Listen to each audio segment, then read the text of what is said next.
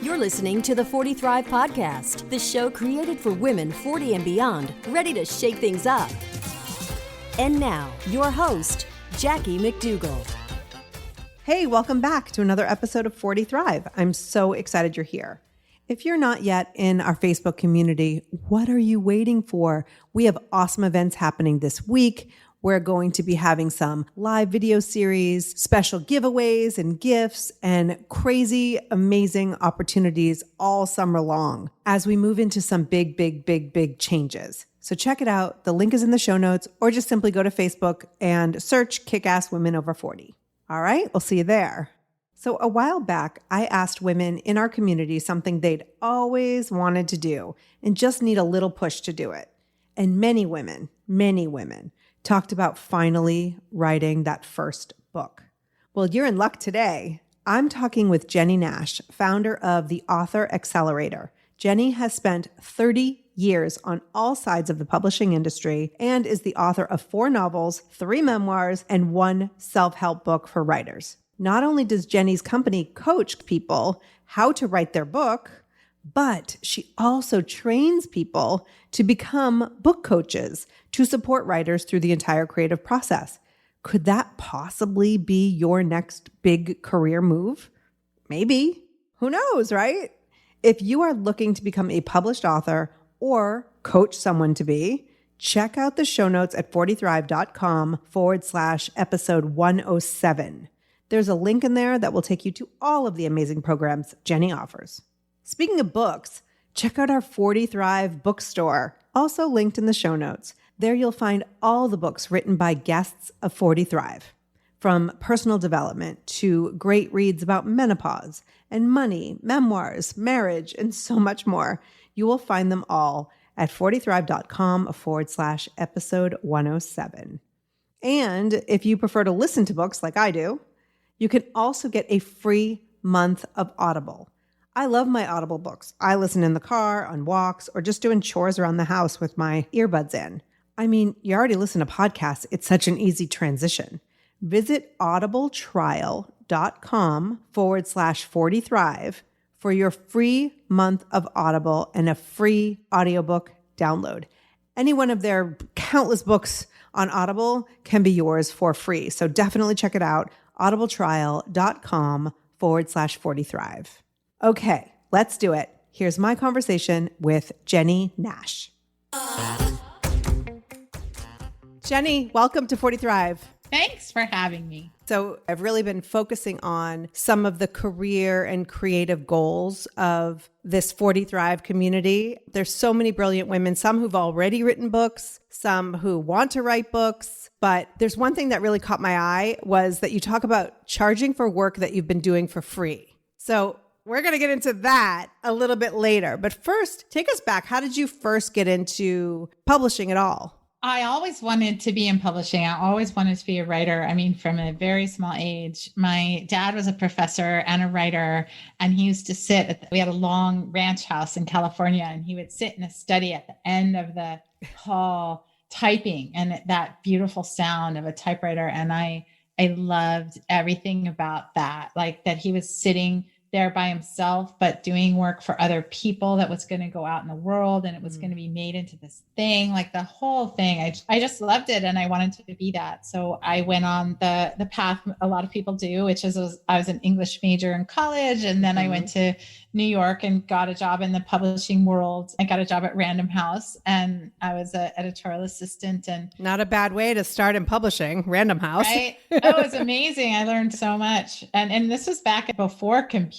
So, I mean, I'm only 56, but it sounds like ancient history, right? Right. Things would come in, manuscripts would come in envelopes, and I had to open them and stack them up. But it was great. I made my way in publishing. I made my way as a writer and wrote my first books, and that was my path. And I thought it would always be my path. But I began to teach writing at UCLA in their writers program. And in teaching writing, I began to see that I had a skill and a talent that I was not aware of, which was really nurturing and helping other people and bringing a market-focused, strategic mindset to this very creative work. And through that learning about myself, I made this pivot into being a book coach and helping other writers, then started a book coaching company, started training other book coaches, and have landed in this whole new place that I didn't even know was a place. Yeah. The first thing that jumps out is the fact that you paid attention when you started to get to know yourself in this way. I can think of many authors who probably wouldn't make the best book coaches. Interesting. I mean, writing can be so isolating. Yeah. And so it's sort of a one-man show, right? At times until you go through the process and all that. Yeah. It's a special skill to be able to teach what you know. That's right. The way that writing is taught in our culture is very craft-based. So it's very learn how to write this dialogue, learn how to write this scene. It's very craft-based, which is one aspect you have to learn, but it's so not the whole aspect. And the other way that we tend to teach writing is we turn to famous people and we say, okay, famous person, writer, how did you do it? And oftentimes what they're doing is not normal and it's not replicable because they're some genius level thing. And that's not the way for most people to learn how to do this work. So you're right. My big revelation was I have a special interest and talent in teaching this. And I have a way of teaching it that is needed in the marketplace. Just hearing you say that makes me all warm and tingly because one of the things that I'm up against with the women I work with is they don't necessarily think that their skills are needed and important, even though I'm talking women who have been doing a variety of really impactful things for decades. Did you actually know this? Were you born with this confidence or did you go to somebody who sort of helped you through it? To kind of go to confidence school? I mean, I think it's a combination of both. I absolutely went through what you're talking about, particularly in the very beginning of my book coaching business. I didn't know that I was good at things. It was just like breathing to me. So the ability to look at a piece of text and quickly analyze it. Well, first of all, to read it quickly and analyze it quickly and come up with a plan of action for how to fix it. It was just a thing that I did. It's a gift. But I had no idea. So my husband was instrumental in helping me see this. He has an MBA, so I would often turn to him for business advice or just basic financial knowledge, of which I have very little. And I remember very clearly, I would do a job for somebody and I would turn the work into them ahead of schedule. And he would say, don't do that. Hold on to it until the deadline, because it's going to make that client think you didn't spend long. Like there's this correlation between how long we spend and how much we value the thing. Right. Right. And if somebody can fix your thing in 15 minutes, you're going to think, well, that wasn't worth very much. Right. I brought a huge amount to that 15 minutes or whatever it is. Yeah. That was the first glimmer of an idea that other people value that thing more than you probably do. And that's kind of where it began for me. Right. And sometimes we try to overcomplicate it too.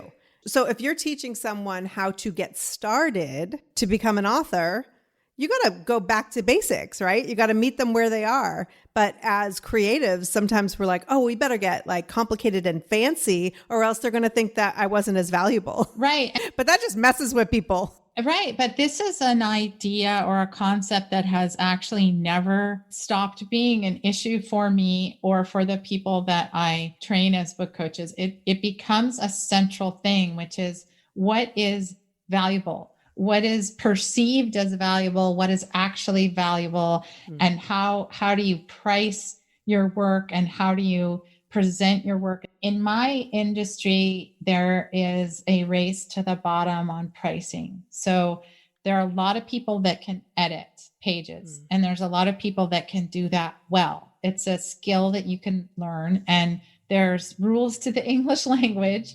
There's now AI software that can do that work for you. So the race to the bottom is getting really intense around that. And that is not where the value lies in helping a writer. That's not actually what is most valuable. It is valuable, but it's not what's most valuable. So this idea of what does the writer need? How can we give it to them? How do we price that thing that they need, especially when it's not tangible? In my industry, there's a lot of things like you can write a book in 90 days. Yeah. You can write a bestseller. I can guarantee that you'll write a bestseller. And that means cheaper, bigger, faster. Yeah. It's all that bogus promise. All the bogus promises. It's hard when you're saying, I can promise you this intangible thing and you're going to pay me a lot more money for it than those tangible things. And that becomes the heart of helping people with these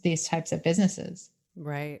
I can only imagine when you tell other women or really any person what you do for a living, how often you hear, oh, I've always wanted to write a book.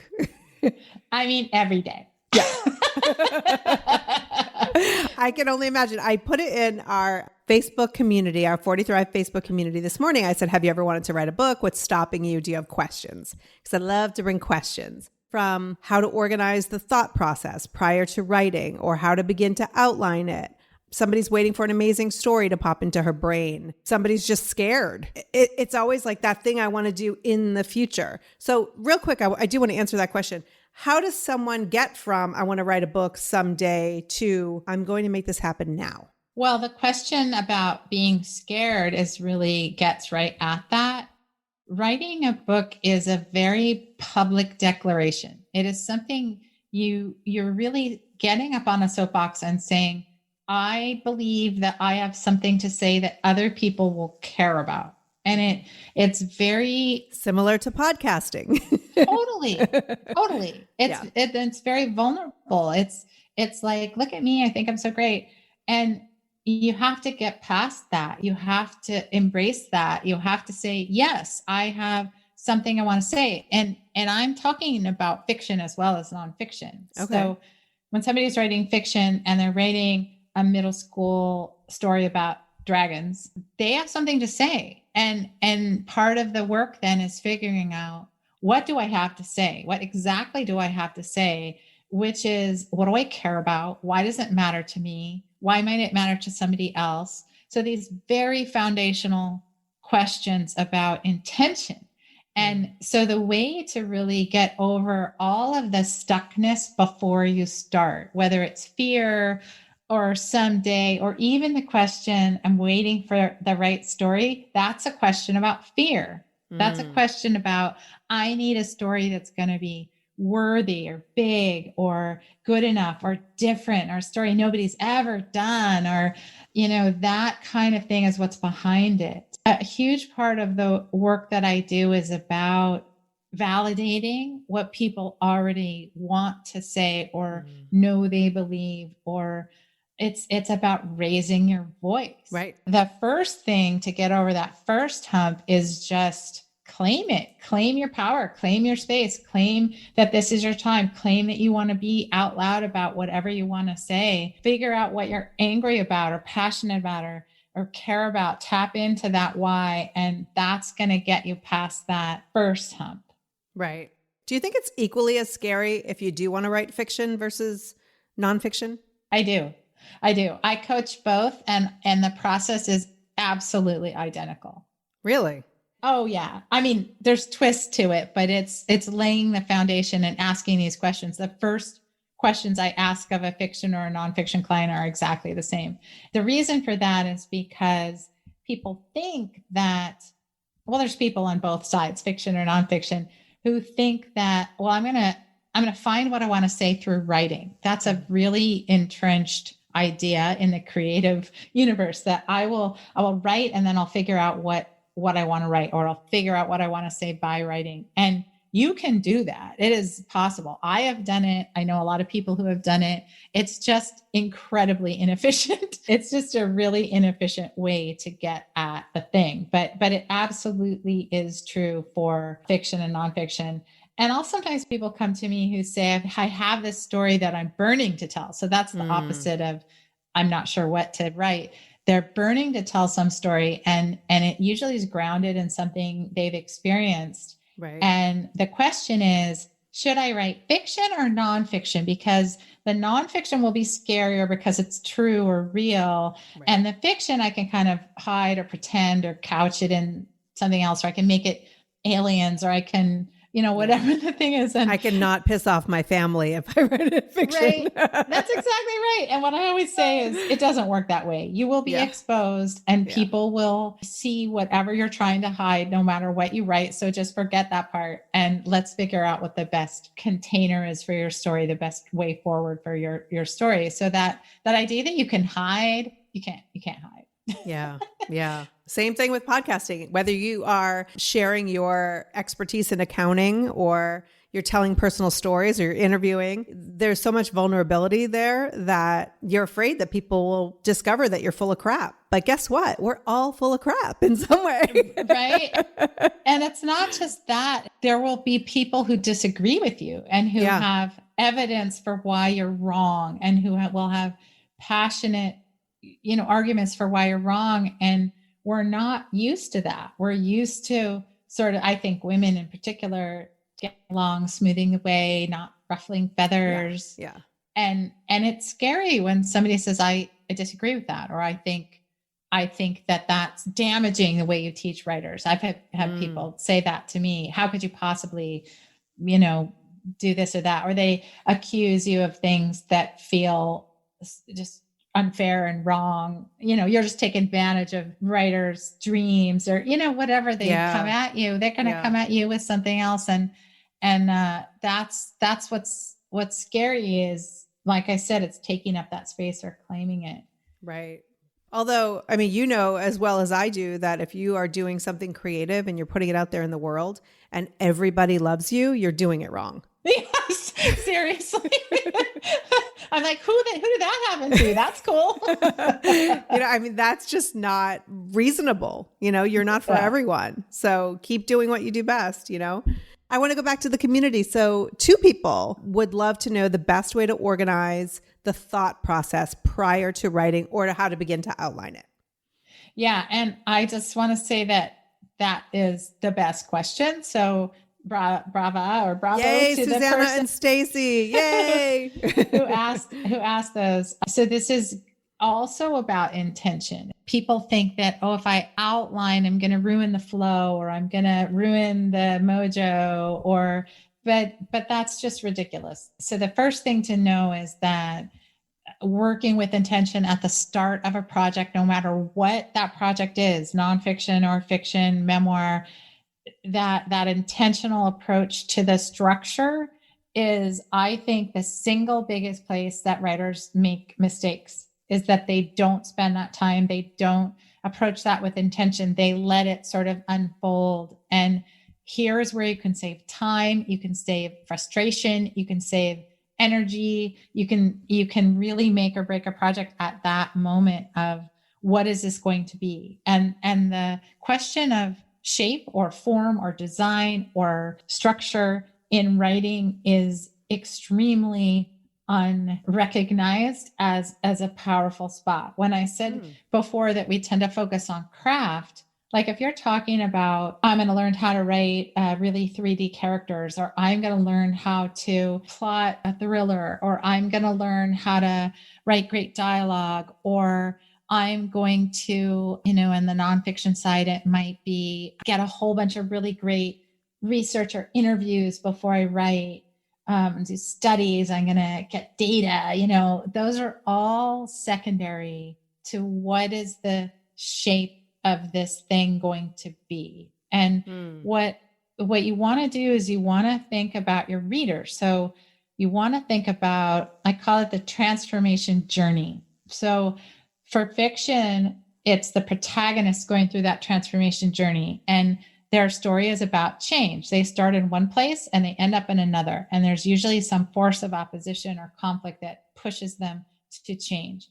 In nonfiction, the person who's changing is your reader. You're leading them through a transformation journey. So that can be anything from, I'm going to teach you how to grill vegetables, to I'm going to teach you how to understand your relationship with your mother better, to I'm going to teach you how to market a book. There's a transformation. You start not knowing something and you end knowing something else. So this gets interesting if you're talking about memoir, because it's a little bit of both of those pieces. The transformation journey is you, the protagonist in the story. You're writing your own story of change, but you're also in some ways mirroring the reader.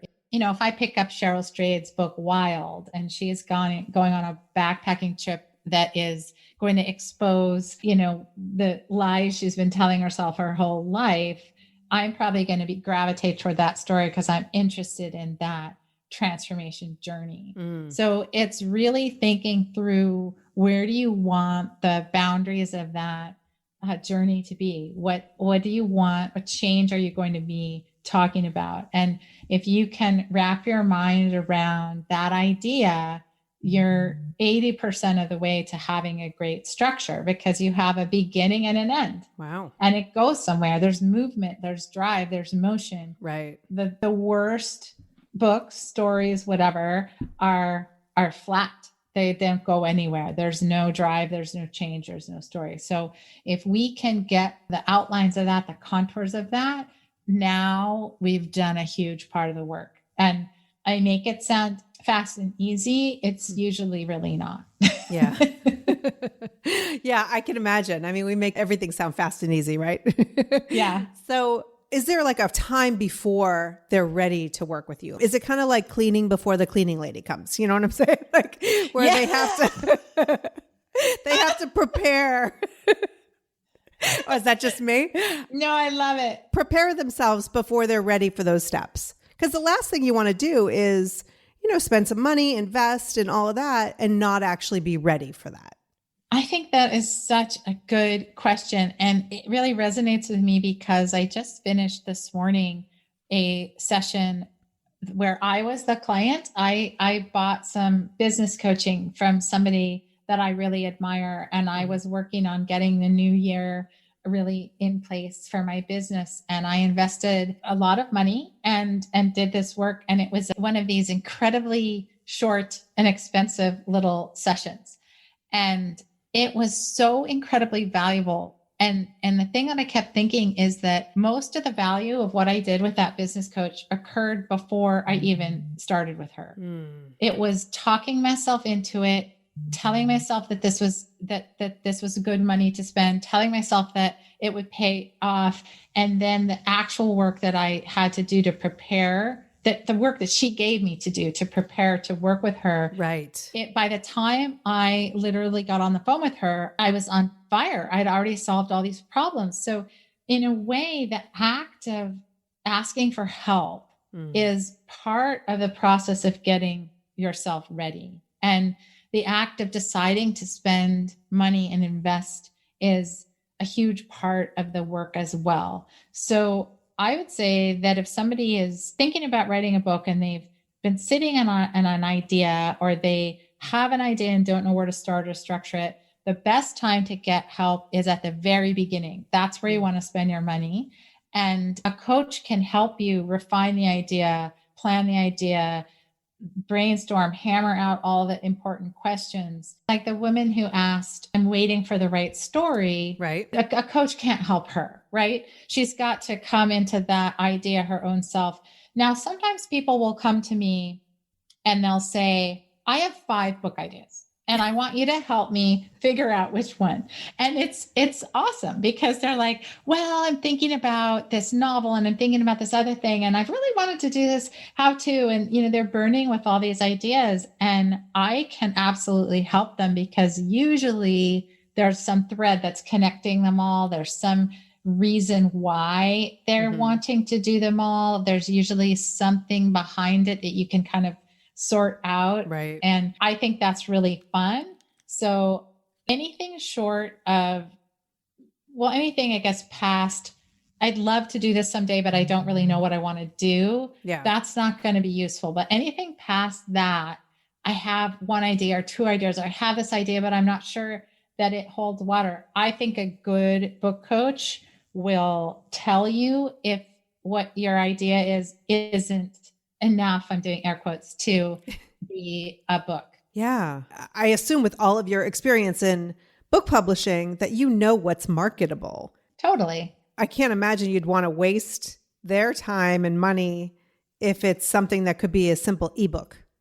Right. And I don't have a crystal ball. Nobody does. But what I can do is I can listen. So why do you want to write this book? Why does it matter to you? What do you think you're going to get at it? What are your goals? And really, again, being intentional about that. If somebody says, my goal is to make a boatload of money, well, we might approach the project in a different way than if they're saying, my goal is to capture this idea because, well, I was just talking to somebody about this. She said, other people are starting to use my idea. Other people that I teach are starting to use my idea. And they refer back to me. They say, I learned this over here. And she's saying, but I want to claim that idea. I want to put a stake in the ground and own that idea. And it's like, yeah, you do. Right. That doesn't have to do with money. That's a different goal. Right. So you might have a different path to that. Yeah. So again, it's about intention, being intentional about your goal and what you really want from this. Right. And being honest about that. If your goal is, I want Reese Witherspoon to pick my book for her book club and make a movie out of my book, that's not in your control. But I actually just had a client for whom that happened. Wow. And her goal was she wanted to write commercial women's fiction, which means fiction that a lot of people buy. Yeah. So Chick lit. Yes. Yes. And I love chick lit. I'm here to say it right now. I love it. I love it. I love it. Right. It's just my escape from everything. Like for me, if it's nonfiction, I want to listen to it. But when it comes to, I mean, I call it chick lit, but for me, fiction that is female character driven is like the greatest gift to myself. I lie on my bed and I just like tune out all the men in my house and it's amazing. Right. And there's particular qualities to it. You're not going to have something sort of deeply disturbing or dark. Right. You know, there's a safety, like there's boundaries around that idea. So this author, her name's KJ Del Antonio, and her book is The Chicken Sisters. It just hit the New York Times bestseller list. Awesome. She set out with the intention, I want to write commercial women's fiction. I want it to be smart. I want it to be fun. I want it to be light, but I want it to be deep and, you know, meaningful for people. And that was her intention. And everybody says they want Reese Witherspoon to pick their book. Right. It actually happened to her, but you can't control that. You can only control why you want to write it and what you want to do. Right. And there's so many similarities when it comes to, I believe, being an author and being a podcaster, because, you know, if you're looking to get into podcasting or into writing for the money, I just want to sit back and laugh for a little bit on that one because, right. And listen, this is your world, so you can correct me if I'm wrong, but I'm just going to sell millions and millions of copies and I'll never have to work again. That's 99% of the time is not what's going to happen if you publish a book. It's exactly the same. Yeah. Yeah. Exactly the same. And so even when I coach people how to start a podcast, like for you, you already have an expertise. So now you're talking about writing books and maybe some skills, and you've got a podcast and you're, you know, giving out your free brilliance, right? Or your brilliance for free, I should say. You can then monetize by signing people on to work with you. Like that's the monetization. Yeah. So to be an author, there's so many other things, credibility, you know, positioning yourself as an expert in your field, finally putting the stake in your idea that everybody's spreading that you don't have a place for. I mean, there's so many other reasons to become an author other than, you know, I want to make millions. That's right. And I think it is exactly the same as a podcast that you have to know why you're doing it. It's a huge amount of work. And it's, as you said before, it's very public. You're vulnerable. There's so many things that go along with it.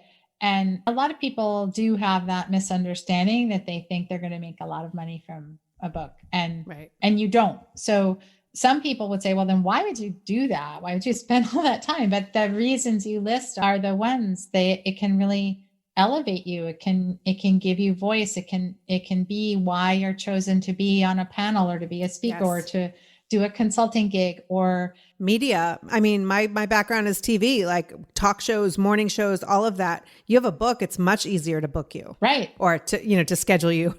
Right. I said I use if you have a book, and book, you get but booked. Exactly. Oh, we should start a thing. Get booked with your book. Get booked with your book. Boom. Boom. Trademark right here.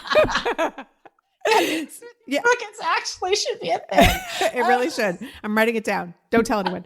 But don't steal that idea, people. Yeah. Thankfully, this will be edited and published later, so we can be rolling in the dough before then. But yeah, it's totally true. And so there's so many other reasons to write a book. So I want to shift a little bit into this because you could, quote unquote, just be an author. You could write books. Some books do better than other books. I know people who write fiction. I know people who write nonfiction. They just keep writing, right? Mm-hmm. They're done. Now they move on. You discovered, obviously we talked about, that you were gifted in teaching. Mm-hmm. And so then you become a book coach and you teach other people how to do it. Great. That's certainly a greater opportunity for monetization. Mm-hmm. But you didn't even stop there. So then you create a program to actually certify people to become book coaches. Mm-hmm. If someone wants to sign up and become a certified book coach, do they have to be an author? No. So the reason that I did it, other than blind stupidity, no, I'm kidding. Blind stupidity. That's the name of my next podcast. Is that right? Yeah. If we didn't have blind stupidity, half the stuff wouldn't get done. We're coming up with all the ideas. I know, right? So let me start this question again, though. So now you coach people or teach people how to become certified book coaches. How did you make that leap? Let's start there.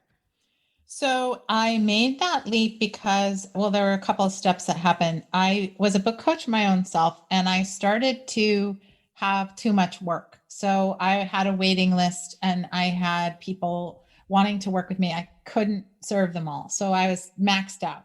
So I had the thought, I will train other coaches to help me because I have a particular process. I have a particular way of doing things. I have a particular philosophy. And then that would be great. I would have other people to help me. So I began to do that. And the focus was on writers. It was on serving writers. The writers were coming to me, writers were coming to us. And that was what it was all about. And that business model I worked on for about 4.5 or 5 years. It kind of went gangbusters. I had 32 coaches who were delivering this service that I had taught them to deliver. Mm-hmm. And we were serving writers and we were managing all the administration behind that. So onboarding the writers, taking their money, solving their problems, dealing with them when they had issues. And writers are a particular breed. There were issues, and it began to be not cost effective. It was a bad business model. It was what I now know is a leaky business model. There were holes in it. There were problems in it. Oh. We were doing really well, and yet I was paying myself literally zero. Yeah. So my side gig was taking all this time and making a lot of money. We got close to $1 million of revenue with that model, but I was paying myself zero. So from the outside, it looked like, wow, 32 book coaches, who work for you and a staff of 4 and this, that, and the other. That's amazing. And it's like, yeah, actually, no. Right. And just as a side note, that's what's happening with a lot of people online who are trying to tell you to follow what they do and that they brought in $1 million in revenue, but their expenses are $990,000. Right. And mine were high because I had labor costs and labor costs are high. And meanwhile, I was preaching this thing about we should charge more money. We're offering something of such value. We should raise our prices. And there was some tension around that because I was not paying my people. I was paying them close to minimum wage. So there was a disconnect, a mission disalignment, if you will. Yeah. Okay. So there were lots of things with it. And I was getting actually sick. I was really having a hard time. So I made a decision and I thought, well, I could stop. I could blow the whole thing up. I could go back to being a book coach my own self. But I kind of got a taste of what it would be like to have this thing that was making a mark in the industry. I kind of had a little taste that I was doing something innovative and different. And I thought that was cool. And I didn't want to let that go. So that ambition piece of me looked at it and said, well, wait a minute. We have a whole book coach training program that's incredibly effective that people are asking to be part of. People thought that we had it. We had 120 people on a list to do our book coach training program, which we didn't even have as a thing. It was something we did internally. So I pivoted to teach the teachers, which is a classic online course thing to do. Yeah. And that pivot, we launched that at the beginning of 2019 before the pandemic hit. And we expected to have a rough year with that pivot. And it actually turned out to be an extremely good year. The pandemic, sadly, was so hard for so many people. I mean, that's a gross understatement, but played really well into exactly what we were doing, which is here's a side gig that you can do on your own time in your own house, as much or as little as you want. You can be in control of it. It's good, satisfying, soulful work. You can charge for it because it's something people value. And it just spoke to the time. So we had a really good year. So now we're hired a full-time marketing person and we're going all in on that new model. That's great. I love that because you're still doing what you were doing. It just looks a little bit different.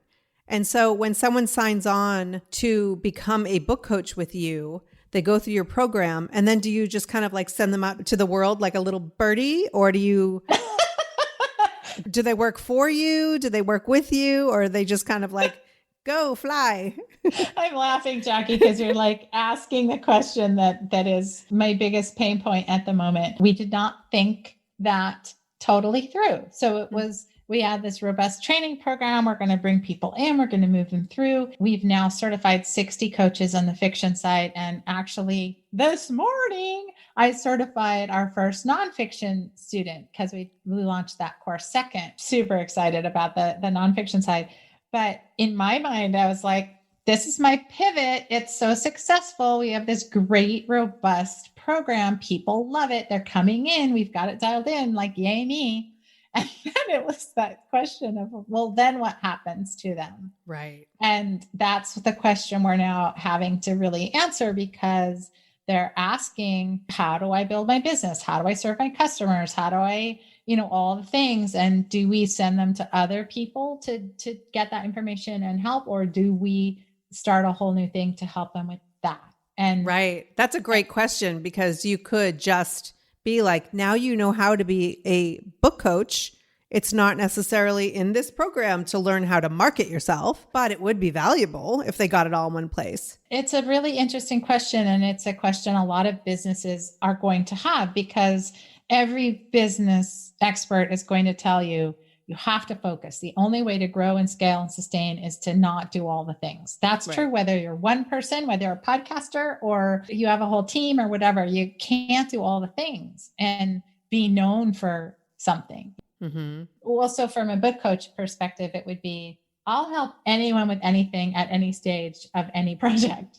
Right. That's not a great way to build a business. So, everyone will tell you focus, focus, focus, but then people will also tell you, but if your people are asking for something that you can give them. So that's the question I'm really trying to answer now is, can I uniquely give them the thing they're asking for? Or are there other people who are just as able to give them that thing? Like, does it have to be me? Mm-hmm. So can they go to any small business coach and get what they need, or do they need to learn us from a book coach? So those are the things we're turning over now for the new year and trying to solve and figure out. So you never just get to like rest and say, I did it. Yeah.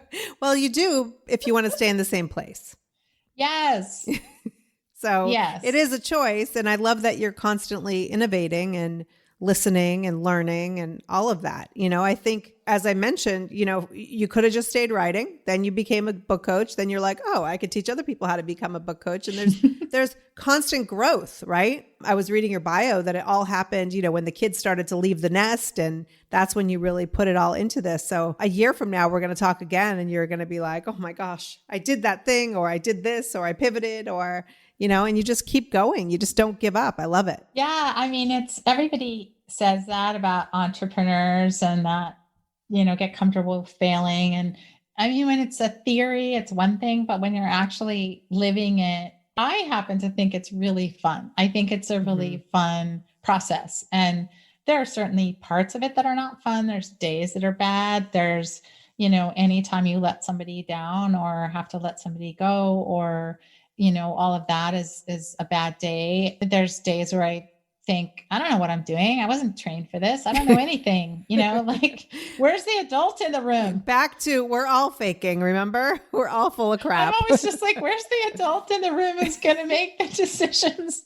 And then it's like, oh yeah, that's me. It's like simultaneously wondering when you're going to become an adult and yet seeing your neck age before your very eyes. It's such a fascinating place to be, isn't it? It really is. It really is. What are you going to do? All right. Maybe you're listening. You're thinking about writing a book. Maybe you've written a book and you want to think about becoming a book coach. But for many people, they do something that they've been sort of just giving away for free, whether it is advice or mentorship. I mean, there's just so many women out there who are extremely helpful and they have a gift that comes very easily to them. And it goes back to what you said right at the beginning. If something comes so easily to you and you can explain it in 15 minutes, why should I get paid for it? Well, because you should. Yeah. If I take my car and you take your car to the mechanic and your mechanic takes 3 hours and mine takes 15 minutes, I actually think mine is more valuable because he just saved my whole day. Right. But that's what we do is like, we're like, oh, it has to be really hard and arduous and take a long time to make any money. So yeah, get that out of your head right now if you're listening. So how do we start charging for work we've been doing for free, Jennie? Talk to us. Well, and I do think this is a huge problem for women because women love to help. We're good at helping. It's natural for us to do so. There's a lot of ways we can do so. So in my world, usually what happens is somebody becomes known as being good with words. So you're the person who people come to when their kids are writing their college application essays, right? I actually am. So yes.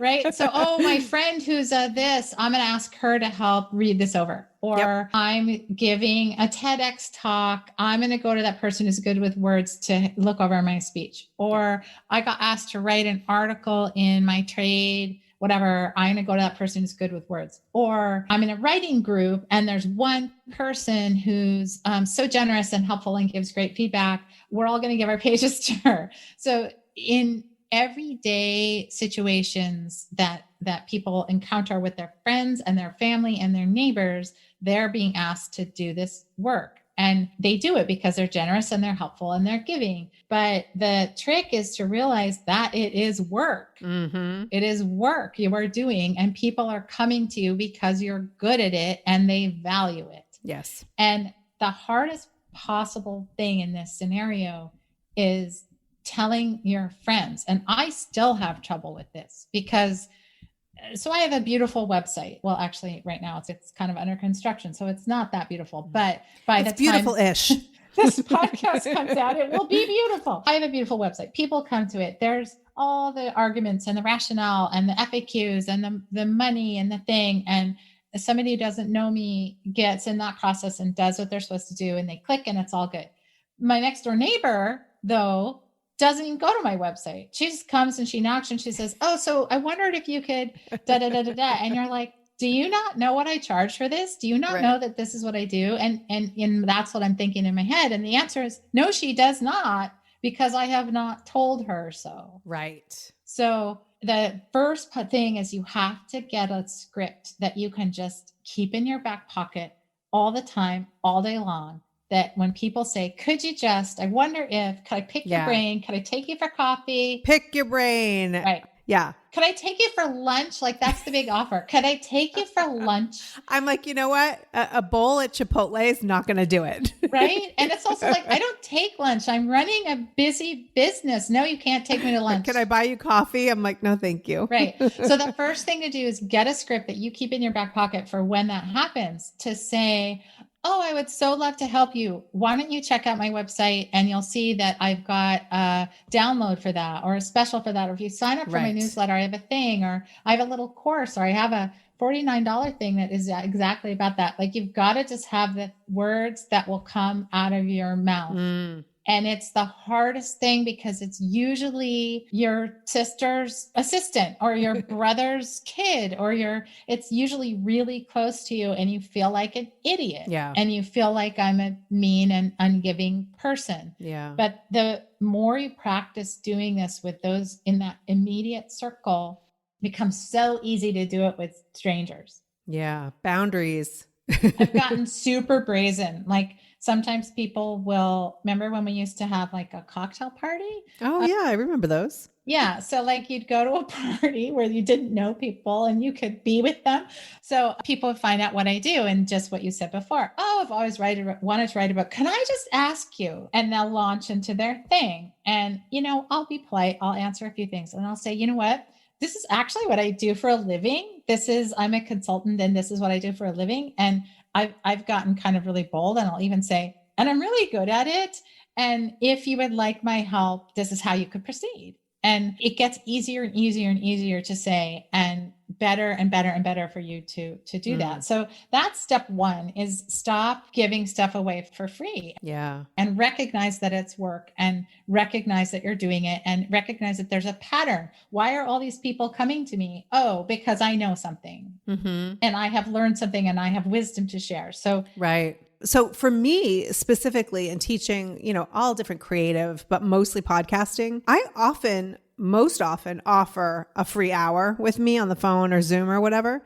And I got to tell you, it's just as much for me as it is for them, because I can see if you're really going to do the work and if I really want to work with you. And then I will send them maybe to my DIY course or whatever, instead of a group or a one-on-one of a variety of different options. And sometimes it's just, they just had some questions, and it's someone I used to work with in TV, and I helped them. And then I end up getting 3 clients down the road because I did that. Yeah. So what do you think of that? Is it giving too much away, or I'm just curious your opinion? It's tricky, and I think that there's no right answer, because I have I'll tell you what I have in a moment, a very particular intaking process so that I don't do that. All of this is about recognizing patterns. Why is everybody coming to ask me about that? Oh, look at this is the third person who's asked me to do that thing. That's a pattern recognition. Yeah. That's step one. And you could create a freebie around that, right? Exactly. Yes. Make a little course. I have this free course. I recorded a video because I got so many people asking me that question. Yes. Here it is. That's the script, right? Perfect. And maybe making a product to go with it. But what happened to me, I started recognizing this pattern. I would do those hour-long discovery calls, or are we a good fit calls?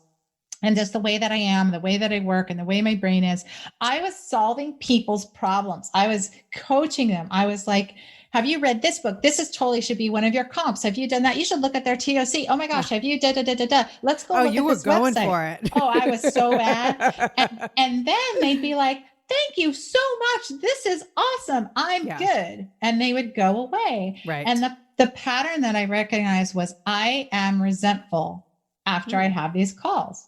I feel resentful. And whose problem is that? That would be my problems. Yeah. That was what I recognized. I went to a business coach. There's a different coach than the one I just went to, also super excellent. And I was like, what am I doing wrong? And I didn't know what I was doing wrong. I just knew I was resentful.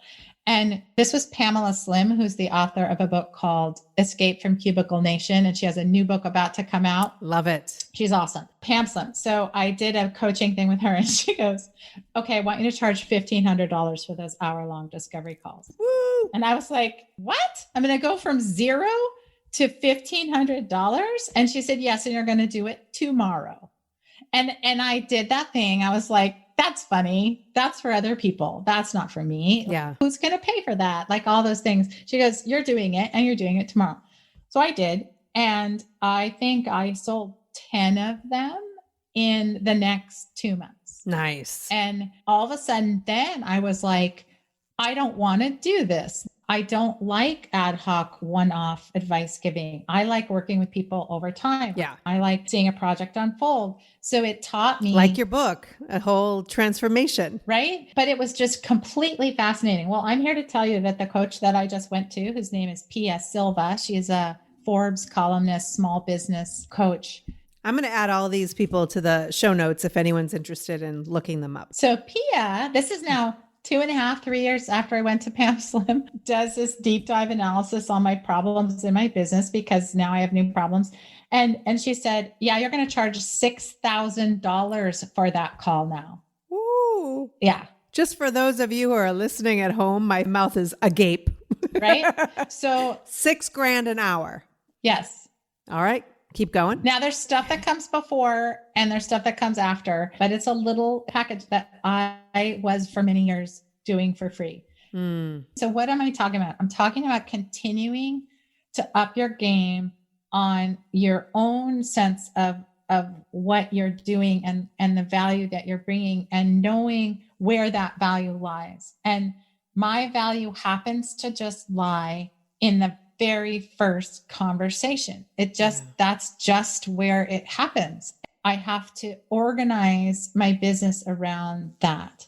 So I want to tell you a quick story because I know we're running out of time, but this idea of I'm the boss. I run out of no time.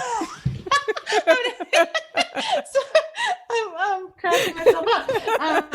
Okay, so here's how, if somebody's listening to this and they're like, okay, yeah, I'm not at that $1,500 an hour or $6,000 an hour point, but this idea of asking for your worth is intriguing to me. Here's the way I teach my new book coaches who are not in a position to ask those things. So that race to the bottom we were talking about, there's a thing in book coaching, which is called a query letter. It's the pitch that you give to an agent, either fiction or nonfiction, when you want to sell a book. It's a tiny letter. It's a couple paragraphs and a lot hinges on it. So there's a lot of people who do query letter edits, and you can get a query letter edited for like $50 or $100, and you're going to get a good edit. Your letter's going to be solid. It's not going to have mistakes. It's going to be good. So yay you. That is a thing that a coach could offer is a $100 query letter edit. Yeah, a little one-off. But what I do, so my query letter package is $8,000. And so what is the difference between $100 and $8,000? It's not that I'm so great that I can do such a better edit on the letter.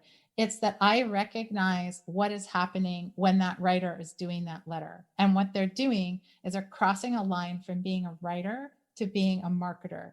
And they're scared and they need to do a lot of preparation work and homework and research.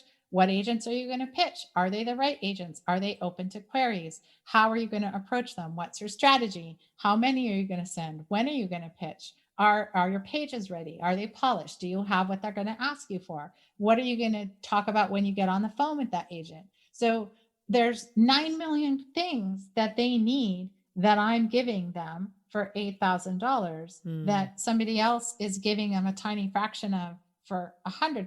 So that's the question of, well, what do they really need? And that's that thing we were talking about, that it's so ineffable. I can't say exactly you get X and that's why it's worth so much more money. It's my responsibility to tell them why that's more valuable and why they need it and what the benefit is. I have to convince them. So when I'm teaching my new coaches, I'm hammering away at them. Don't charge just $50 for the service, for the commodity, for the thing anybody can do. Tell your writers, give them that transformation journey. Take them somewhere they really need to go. And then you better charge for that. Right. That's how we get onto the path of being able to charge $6,000 for one phone call, is when you can articulate the value. So Pia, well, in our call, you're getting the benefit of Pia because I just talked to her. Thanks, Pia. Thanks, Pia. Pia says the only thing standing between you and this money is literally just hitting the button on your website to make it so. Like, that's it. It's all in your control. You are at a place in your career, in your business where, I have a 5-month waiting list at very high prices. I had a killer 2020 in terms of my client successes. And demonstrable success. I know that what I do works. Like these things are all true. So I'm not new at this. So, what she was saying is it's just, I have to decide, do I want to be working like a crazy person and scrambling and, making myself nuts, or do I want to charge more, take fewer clients and have a more reasonable life? Or do I want to just turn a lot of people away? Right. I'm at that crossroads, but what I tell my book coaches is, where you are is no different from where I am. It's just a different number. Yeah. We're just talking about maybe another 0 on the end or something, but it's the same thing. And the lesson in that is you never can stop doing it. So you always have to be thinking about, what is the true value I am offering? How am I serving my client? What do they need? How can I give it to them? What can I uniquely give them? And what am I selling? Am I selling a query letter edit, or am I selling a transformation of a writer to somebody who can be in the marketplace with their book? Right. And I have a son who is going through driver's education. And, he has a driving instructor. Now, if you wanted to race the Indy 500, you wouldn't go to her, probably Right. his driving instructor, because that's not what she's. So I can imagine, if you want to write a book, you could go to somebody who's at a lower price point if you just want to know what the steps are. Right. But the fact is that you are taking all these years of experience too and sort of shortcutting and making it much more impactful. It may take you X amount of months or a year to get through this one. You either pay with money or with time in many of these services. That's right. That's basically it. So do they have the budget, or can they find the budget, or whatever it is, to fast track this process? Or do you have all the time and not the budget where you want to go with somebody at a lower rate? That's kind of how I see it. Is that sort of how you see it? Yeah. Well, and what you're talking about is knowing your customer, knowing who they are, what do they want, what are their goals? Are they just trying to finish a draft of a book because they haven't been able to do it on their own and it's killing them, and that's their dream, is I just want to finish this thing? Right. Are they working on their 4th book and they're on a publishing contract and they only have 9 months to finish and they better hit that deadline and they need accountability and feedback to hit it? That's a different customer. They're both writers, they're both writing books, but it's a different customer. So you have to really know, and you have to really dig into this. It's not just, I help people writing fantasy. It's well, where are they in the process? Have they written before? What do they know? Right. What do they not know? What do they want? Right. What do they need? And at Author Accelerator, we had this problem in the very beginning. We had this service that was $199 a month, and you got a 10-page edit every week. And that's a killer good deal. Yeah. And we did that for quite a while. And the customers we were getting were needy, demanding. It was really problematic. And it was making me, again, the kind of antenna is when you're really frustrated and resentful. And I would find myself talking badly about our customer. Like, what's the matter with them? And Right. And then I had to stop and think, okay, wait, we are attracting that customer by the design of this program, by the price of this program. We are attracting those kinds of people. We need to dramatically change that. Right. So we shifted to a $3,000 program. We were doing this $199 a month that there was no, you could do it 1 month, you could do it 6 months. There was no, and I thought that was so cool. Like, there's no commitment. You get this awesome help. And then you get people who aren't committed. That's right. So it's like, you know what? It's $3,000. It's 6 months. You're either in or you're out. Yeah. And that's when our business actually really took off, is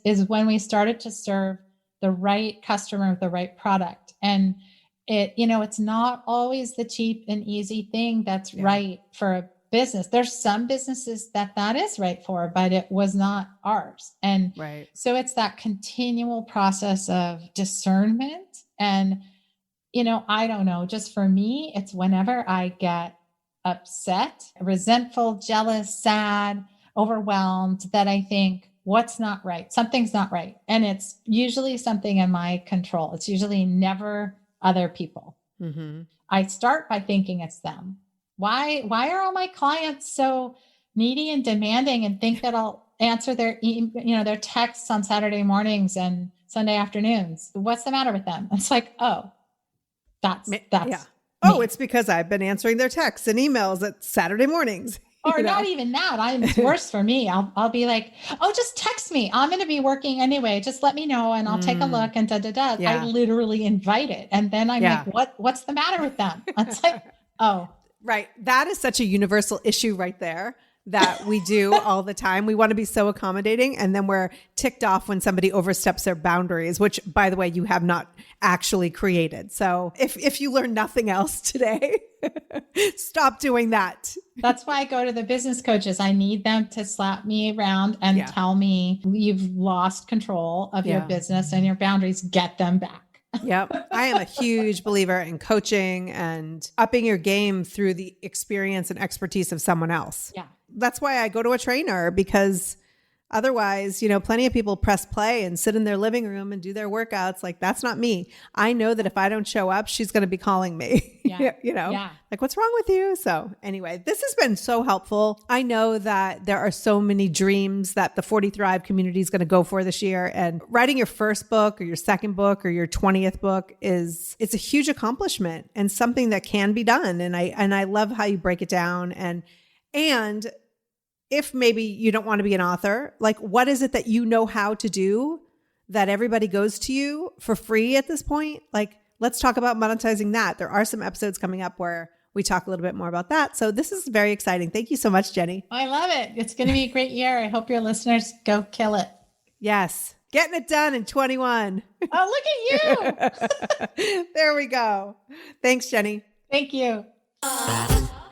Thank you so much for listening. We keep the conversation going in our free and private Facebook group, so make sure you join us over there.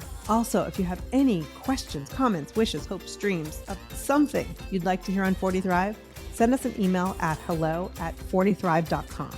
Until next time, take care and keep thriving.